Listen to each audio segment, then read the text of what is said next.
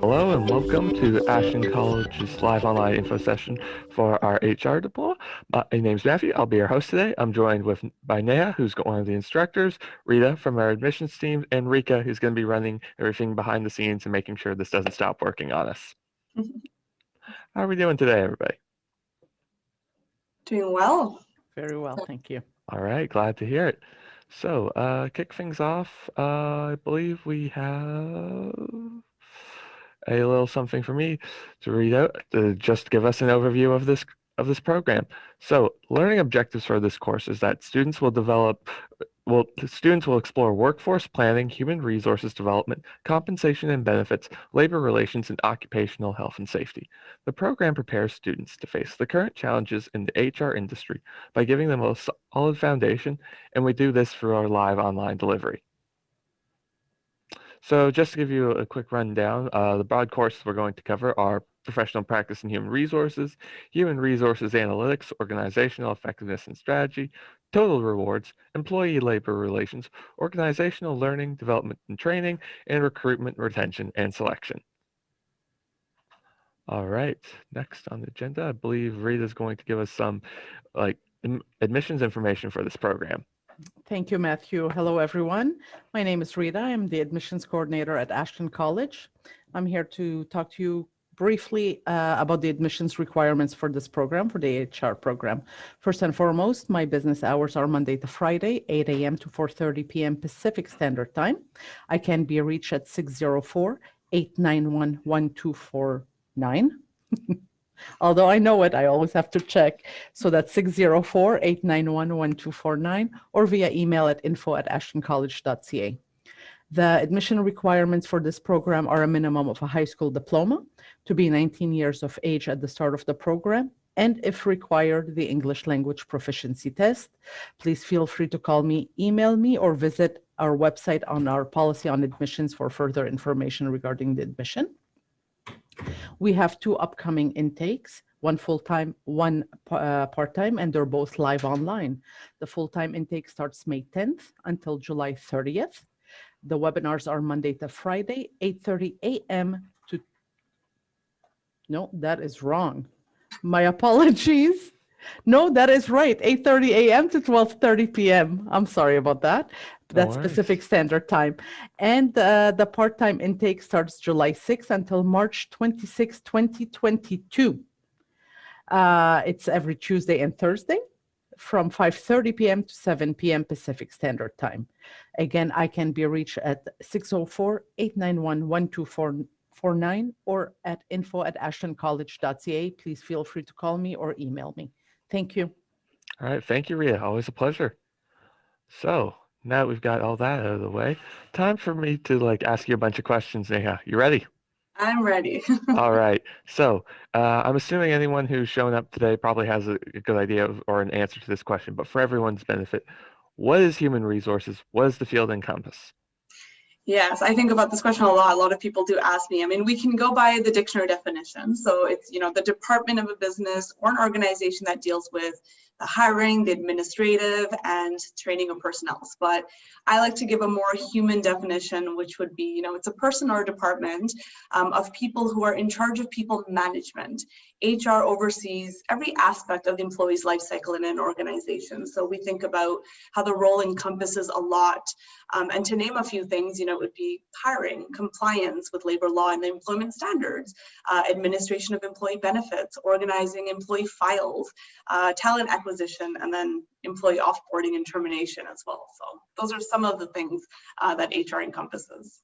Of course, right on. Definitely seems like there's a lot more to it than what most people hear when they hear HR and the dun-dun-dun plays. Yeah. We'll get into that too. Oh yeah, I bet. So what do you love about human resources? What excites you about everything HR? A lot of things, but one that I would say is it's a profession that really genuinely is ever changing, and it's always changing to make things better. So whether it's a new strategy to help employees with their development, effective training programs, new HR technologies and tools, it's always just, change is always around the corner. So that's always exciting for me. Secondly, it's the diversity of it. And I don't just specifically talk about, inclusion and diversity of our workforce or of our human capital, but more importantly, the variety of challenges this role in which you're always faced. And it's always an opportunity to really just enhance your business's strategic goal. I genuinely enjoy working with leaders and coaching them on improved communication, being coached on it myself, about my skills and any kind of conflict prevention and resolutions. Okay, definitely sounds exciting there. Is human resources something that you always wanted to do, a field you always wanted to be in, or did you sort of stumble into it and be pleasantly surprised? No, it certainly was not something that I thought it was going to make a career out of. And I think a part of that is because I didn't know enough about what HR really was until I started to work.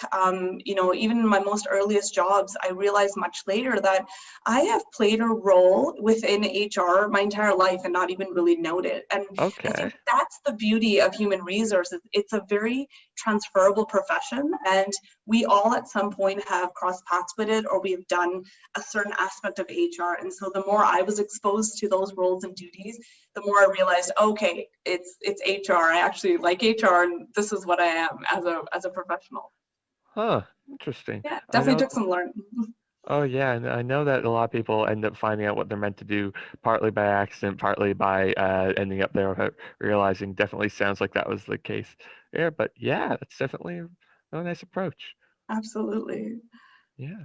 Okay, so now, one of our largest student demographics at Ashton College is people who've recently immigrated to Canada and they found out that their education did not immigrate with them or that their experience is not necessarily recognized here. A lot of the graduates we have, like that we've spoken to, have shared that like studying with Ashton College, getting like a Canadian credential has opened doors for them. Do you have any thoughts on this? Yeah, this is tricky. I mean, I primarily work with international students, even at the other institute I work at, and obviously with Ashton. But the beauty of Canada is that our demographic composition is ethnically heterogeneous, right? And so it's in the sense that the working class citizens actually come from many different parts of the world, different countries, different origins and cultural backgrounds, which really I think is so important to start talking because it really goes to show how open Canada's economy is for diversity.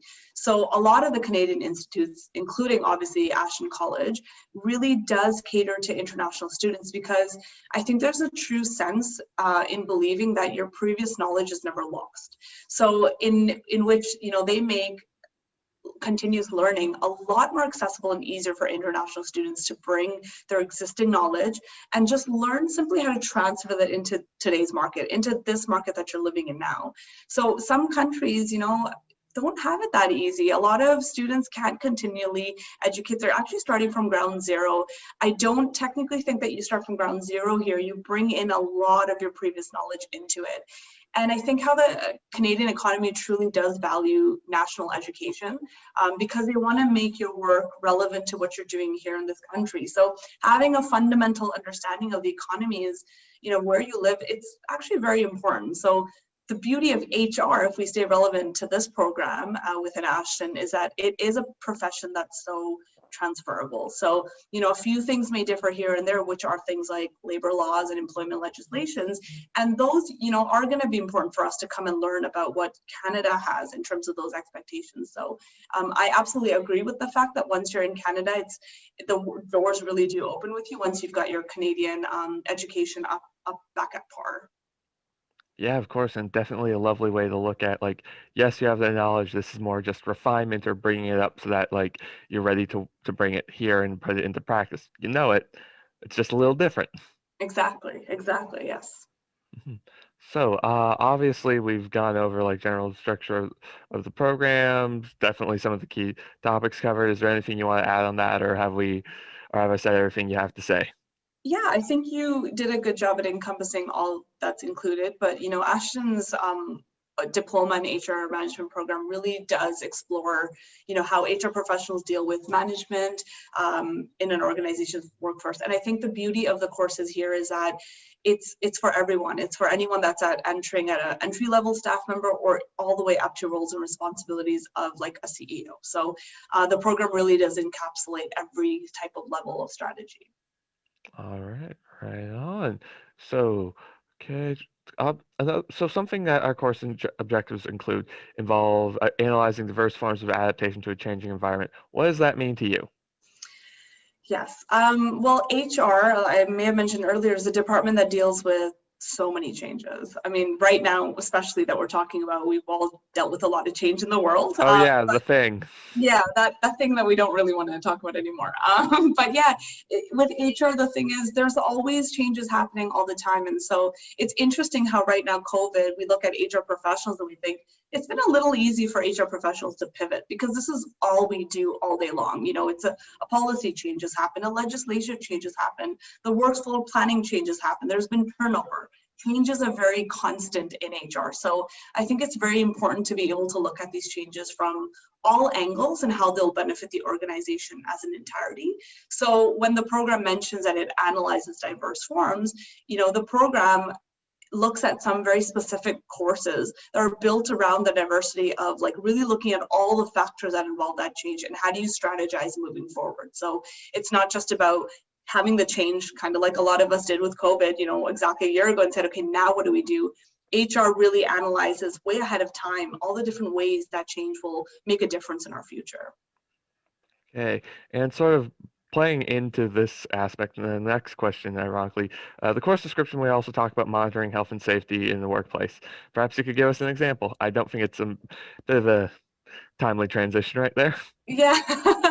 I mean, I don't know about an exact, well, yeah, an example would just be, first and foremost, I should start by saying that HR, and a lot of people don't understand this, but HR plays a huge role, obviously, in health and safety. And that's, you know, when we think about health and safety a little bit more narrowed down, it's the role in ensuring that our employees are healthy and safe at work.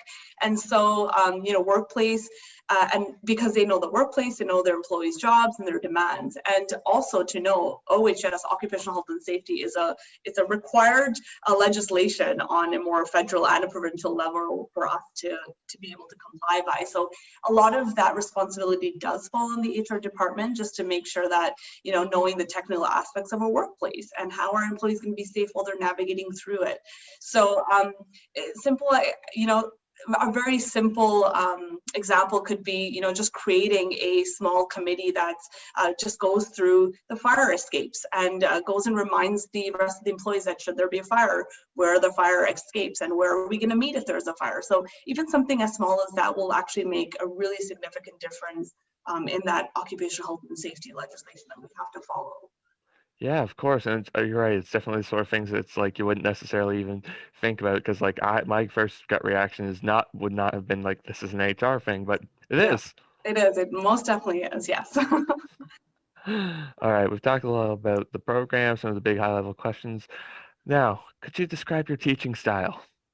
Yes, I think I'm very aware. I like to think I'm very aware of the various learning styles. So, you know, be it auditory or visual, however people learn differently, I try to really keep that in mind when I'm teaching.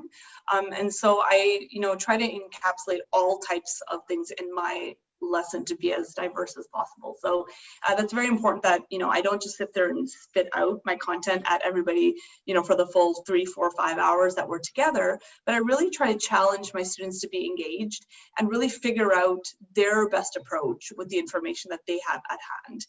Like I mentioned, HR, I'm genuinely, you know, at heart feel that it's something that we've all done at one point when we don't understand. It might not be every competency, but we certainly have been HR managers within ourselves in a lot of our roles. And so I really try to challenge that part of the student to bring that out and see how is this relevant to what we're talking about in the class.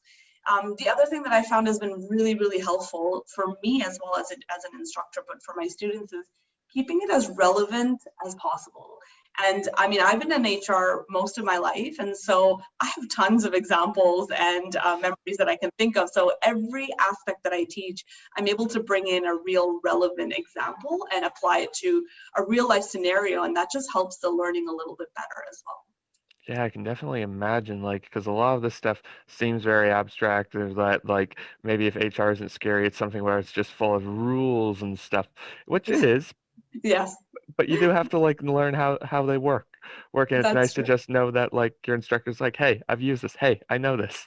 Yeah, that's true. I mean, a lot of the students walk in thinking, oh, it's going to be really dry, and a lot of it's just going to be memorizing content. It's not. It's really actually about you as a human and how you interact in the workforce. So I try to keep it as interesting as possible. Mm-hmm. Of course. So, sort of building on this then, is there a lot of interaction during classes? Do you keep a chat box going? Is there a discussion forum? Like, what does interaction look like in these classes? Yeah, I mean, right now with virtual settings, it's definitely a challenge. It's, you know, it's not the same as being in person, but the beauty of being virtual is we still have so many ways to interact. You know, we can be in the comfort of our own homes, but still have our cameras on. So, you know, we encourage having your mics on, talking when there's a discussion happening, using the chat box, using the Q&A, and just, you know, there'll be moments where you're encouraged to really speak to other students. So I might just like let the video open and just sit there and say, talk to each other about this, have a group discussion, you know? And so encouragement of really just speaking up is really important. I also actually, you know, outside of the actual class time, I really do encourage the students to get to know each other and create a study group, because in HR, there's so much collaboration and group work. So it's really important that they challenge, you know, to really learn from each other, even in the class setting, but also outside when they're working on assignments and such. Yeah, definitely. Like, I love that. It's like, okay, my mic's on. Here's this topic. You guys talk, because like that's Exactly. honestly the closest I've ever heard of coming to an in-person discussion in the past year. Because it's a very easy to end up feeling like you're talking to a computer screen.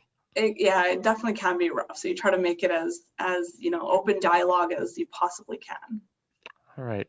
So you've mentioned that like you have examples because you have a lot of like relevant experience. You're like obviously working in this sort of sphere. What do you enjoy the most about your job right now?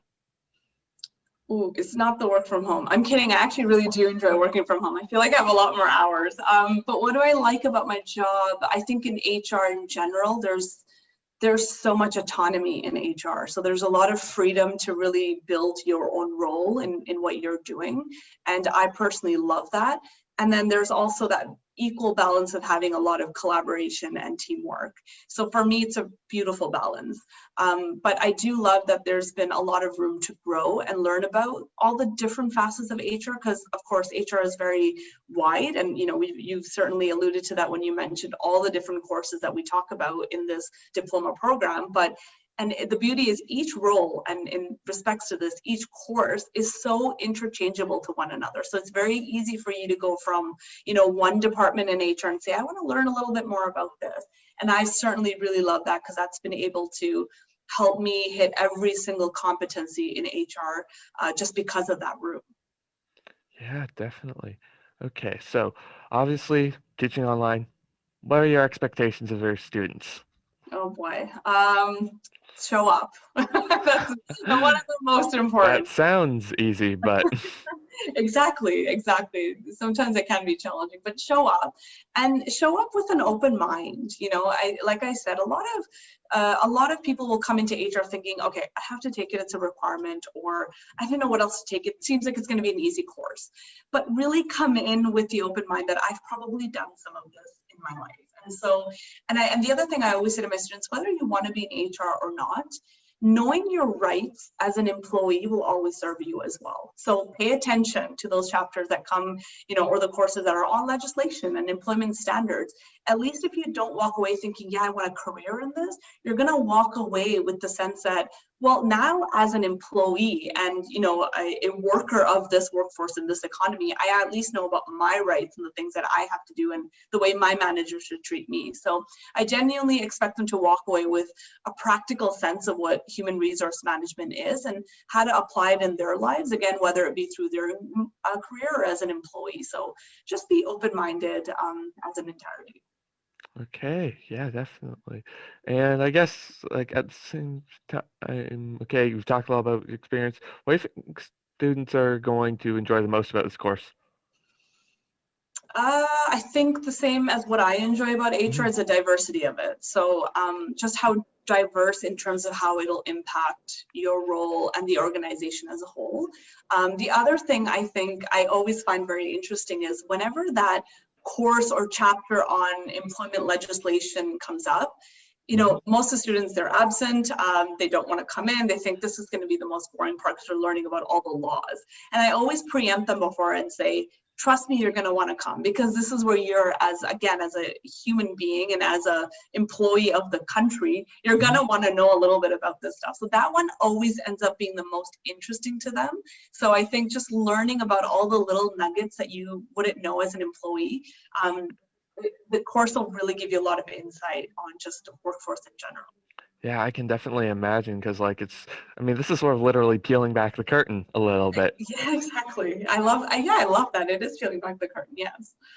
Yeah, well, you'd hope that there's a little bit more to it than what you see. Yeah. All right. So what sort of job opportunities are available for students who oh, sorry, I skipped ahead. We're going to get to that question. In your opinion, what makes a good human resources professional? Ooh, first and foremost, you do have to be a people person, right? Okay. It's in the name. Be prepared to be a valuable resource to the humans that work around you. Like, that's just genuinely what it is. You know, which also leads me to all the other skills that we talk about is, you know, the empathetic skill.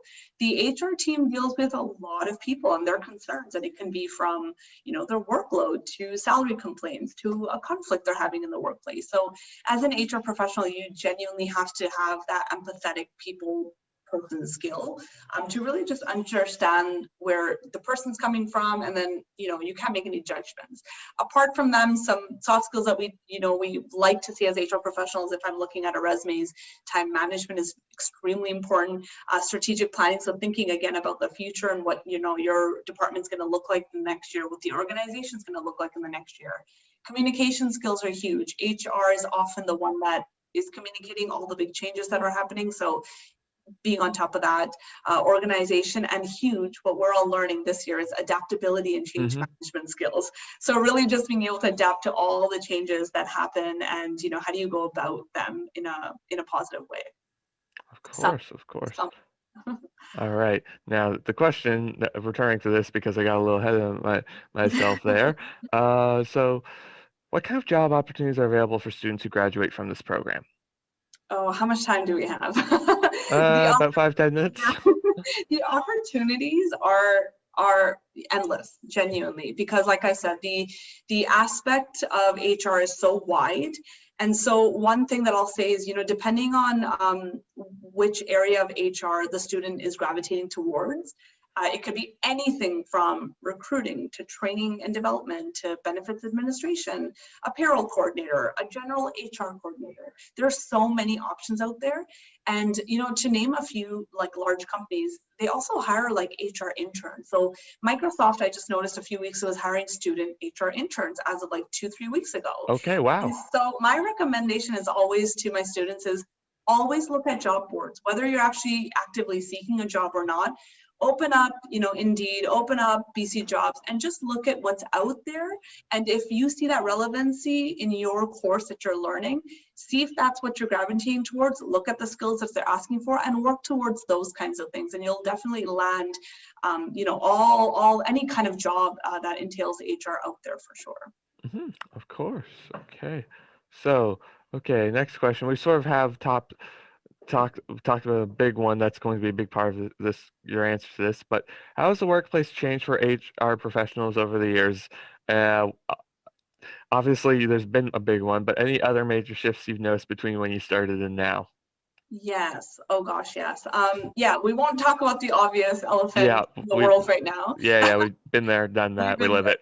We all know where we are. But I think, you know, in general, I mean, years ago, the HR department was often just referred to like one personnel, right? And it was usually one person that was in charge of keeping records, ensuring company followed the rules, legal compliance, and potentially maybe determining wages and compensation packages and benefits. But over the years, HR has definitely evolved tremendously. And a lot of the thanks to that is the slew of technology that's been available. So it's automated a lot of the work that's traditionally done by HR. Programs can automate payroll now. They can streamline onboarding processes. We have platforms that, you know, can simply simplify actually the recruiting processes and all that. And so I think thinking about technology, it's definitely eased a lot of HR's manual work. And now instead of focusing on personnel management and administrative tasks. If there's a forward-thinking HR department, they can actually spend their energy on managing employee engagement and strengthening the company culture. So definitely there's been a lot of changes, and I think there's a lot more to come, which I feel like I'm bleeding into the next question a little bit. So maybe we can talk about that after. Yeah, of course. Next question being, is HR a future-proof profession?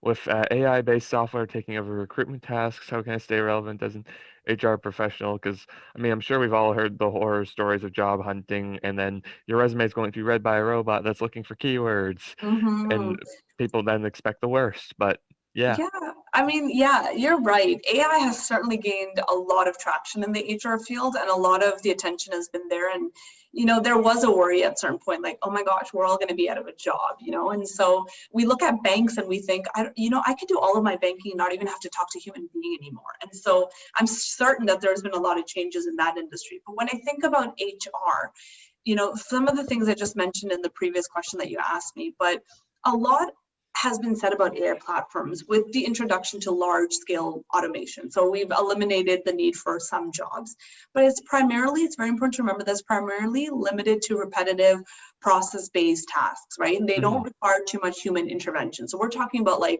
no more paper resume screening. We don't have to, and I've done this. I have sat there with resumes in my hand, and then much years later, they're all online, and I can have filters that are already pulling that I know aren't going to match my job description. So at least for entry-level roles.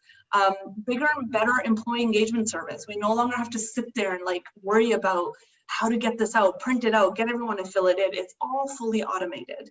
Low effort pre-hiring assessment tools. You can do training through AI videos now. We don't have to sit there and actually train our employees for most of the mundane tasks. Scheduling has been huge. I remember when I was first in HR many years ago, I had created schedules of like over 50 employees by hand. Now you just throw it in, throw their availabilities, and it'll do it for you. And you've got to do some cross-checking. But for the most part, AI can fit very seamlessly into our daily lives. And yes, it will eliminate certain jobs. We've already seen that.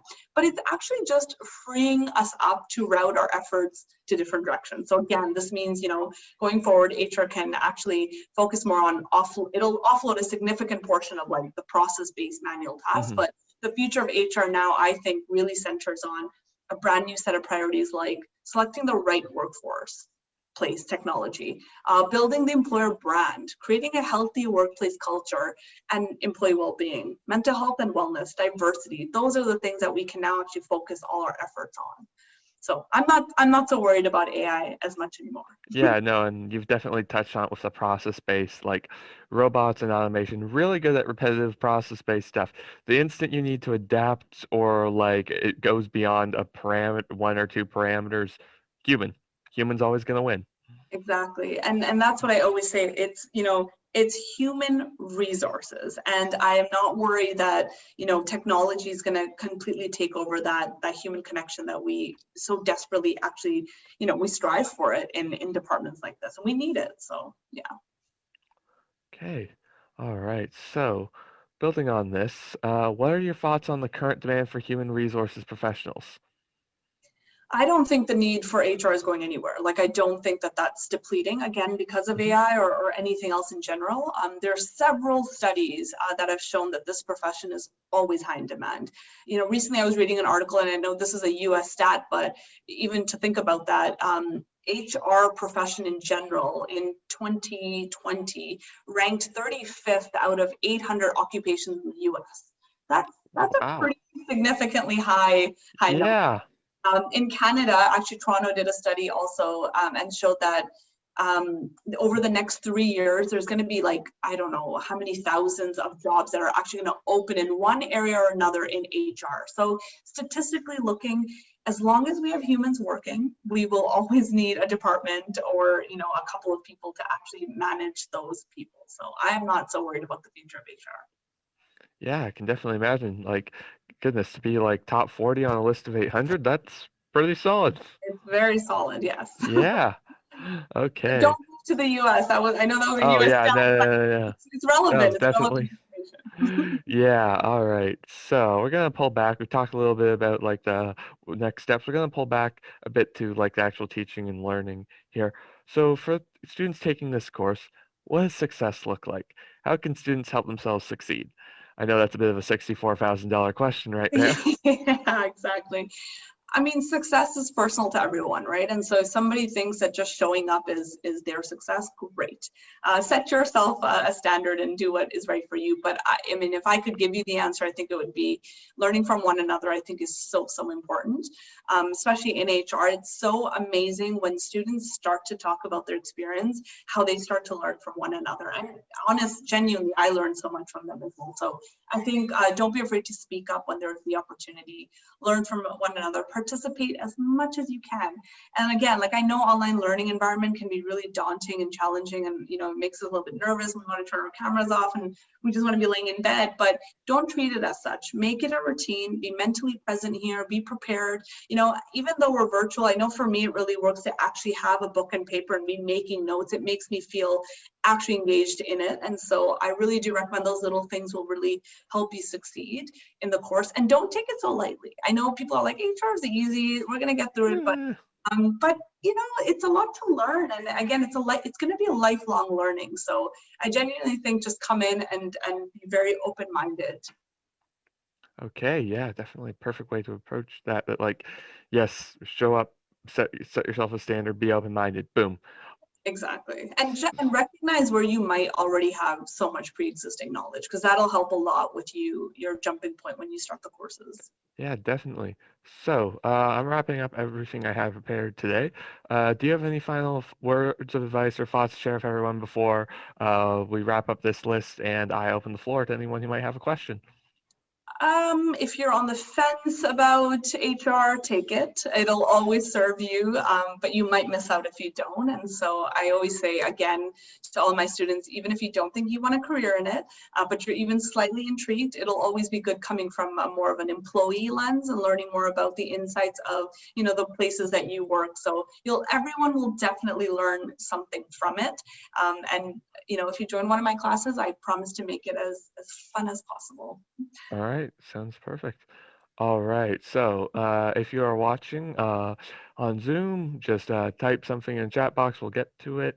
If you're watching over Facebook, you can place a little comment, and then we'll get to that when we can. There's a bit of a lag on that. With that in mind, Rika, you're watching Facebook. Do we have any questions right now? Guys, loving the energy in this info session. We actually have two questions from Facebook. One Okay. has already been answered by Rita, who's also keeping an eye out on our Facebook live stream. But for everyone's benefit, for those who are watching this on YouTube, the question is, what is the passing rate of this program, as well as the success rate for employment afterwards? So Rita said that the passing rate on average is 90%, really great. And based on our alumni feedback, the employment rate afterwards is 80%, so quite high. Mm. We do have one question that is for Neha. So in your experience, is it recommended to have a specialization in HR, or is it better to be an HR generalist? Oh, I love that question. I love it for a couple of reasons, because when we look at certain roles that we're applying for, and I'll talk about me when I look at, I wanted to go into recruitment, or I wanted to go into benefits administration. Having that specific background will certainly help you. But as I mentioned earlier, HR is so diverse and every role really does interlace with one another. I almost love coming from the generalist route. I think it's so helpful to know about every little bit of HR if you want a full-fledged career later on to be an HR manager or an HR chief officer. Then you definitely will need to know a little bit of everything. There's a saying that says, if you want something done, you have to do it yourself, right? And so learn it first, and then when you're in the role of being a manager, having your company, you'll be able to train your employees better, really understand strategically a little bit better if you have a sense from each specific area. However, if you're you're sitting in the course and you realize, I just can't get over how much I enjoy recruitment, then stick with it. But I'm just saying that at some point you will interlace all the other competencies as well. So it's a bit of a both. I guess it's about preference, about where your interest is. For me, it served well in management roles to be in a generalist specific. Yeah. All right, awesome. Thank you. Looks like that's most of our questions at this point, unless something else comes up. If you're one of those people who watches these info sessions and never has questions until immediately after it's over, Yes. everyone's gone home, guilty of that myself. You can call us, email us at any time. So if you're watching this live, if you're watching this over YouTube and don't have the opportunity, you can email us again at info@ashtoncollege.ca, or you can call 604 891 1249. That is 604 891 1249. And we also have a toll free number, 866 759 6006.